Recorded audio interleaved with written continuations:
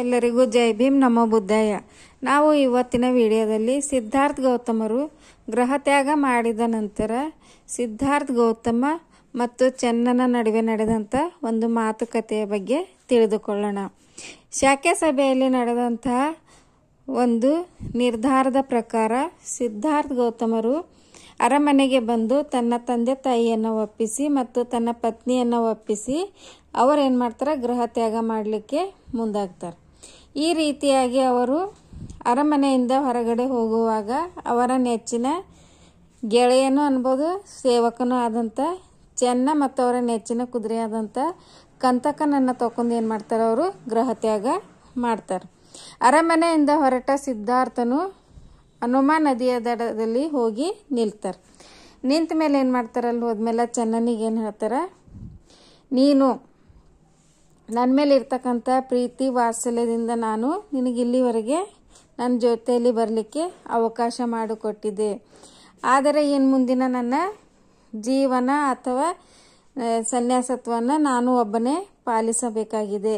ಅದಕ್ಕಾಗಿ ನೀ ಏನು ಮಾಡು, ಇಲ್ಲಿಂದ ನೀನು ಪುನಃ ವಾಪಸ್ ಅರಮನೆಗೆ ಹೋಗು. ಈ ಒಂದು ಜಗತ್ತಿನಲ್ಲಿ ಎಲ್ಲರೂ ಒಂದಿಲ್ಲ ಒಂದು ಆಸೆಲಿಂದ ಸ್ವಾರ್ಥಲಿಂದನೇ ಒಬ್ಬರೊಬ್ಬರು ಪರಸ್ಪರ ಹೊಂದಿಕೊಂಡು ಜೀವನವನ್ನು ನಡೆಸ್ತಾರೆ. ಆದರೆ ನೀನು ಆ ರೀತಿಯಲ್ಲ. ನೀನು ನನ್ನ ಪ್ರತಿ ಇರ್ತಕ್ಕಂಥ ಪ್ರೀತಿ ವಾತ್ಸಲ್ಯ ನಿಸ್ವಾರ್ಥವಾದದ್ದು. ಇದು ನನ್ನ ಮನಸ್ಸಿಗೆ ಮುಟ್ಟಿದೆ. ಹಾಗಾಗಿ ನೀನು ಅರಮನೆಗೆ ಹೋಗಿ ನನ್ನ ತಂದೆಗೆ ತಾಯಿಗೆ ಸಮಾಧಾನ ಹೇಳು.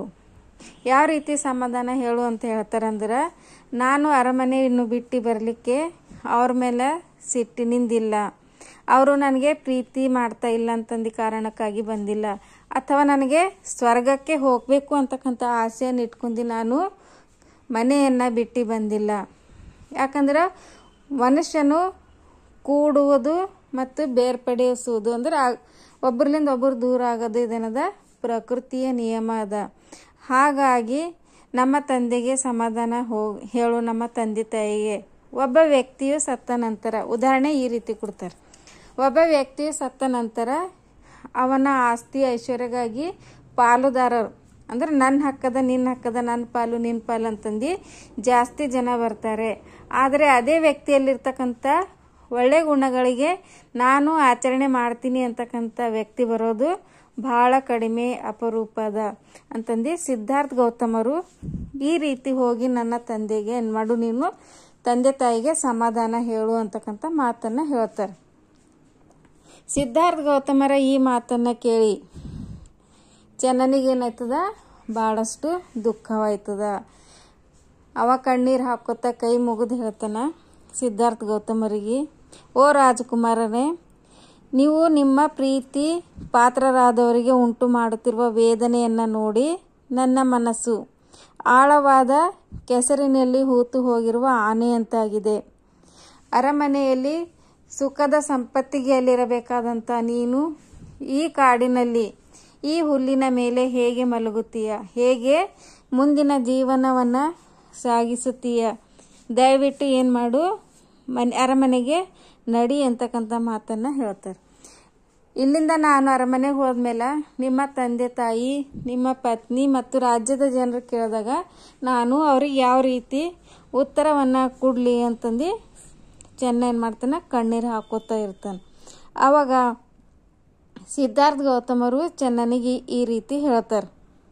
ಹೆಂಗೆ ಹೇಳ್ತಾರೆ ಅಂದ್ರೆ, ನೋಡು ಚೆನ್ನ, ಪ್ರತಿಯೊಂದು ಜೀವಿಯು ಸಾವು ಅನಿವಾರ್ಯ. ಪ್ರತಿಯೊಬ್ಬ ಜೀವಿ ಏನದ ಹುಟ್ಟದಂದ್ರೆ ಅದು ಸಾವನ್ನು ಕಾಣಲೇಬೇಕು. ಈ ರೀತಿ ಇಲ್ದಿರ್ಲಿಕ್ಕರೆ ಮನುಷ್ಯ ಅಥವಾ ಪ್ರಾಣಿ ಸಾವಿನಿಂದ ಒಂದು ಕಾರಣದಿಂದ ಒಬ್ಬರಿಂದ ಒಬ್ಬರು ದೂರ ಆಗಲೇಬೇಕಾಯ್ತದ.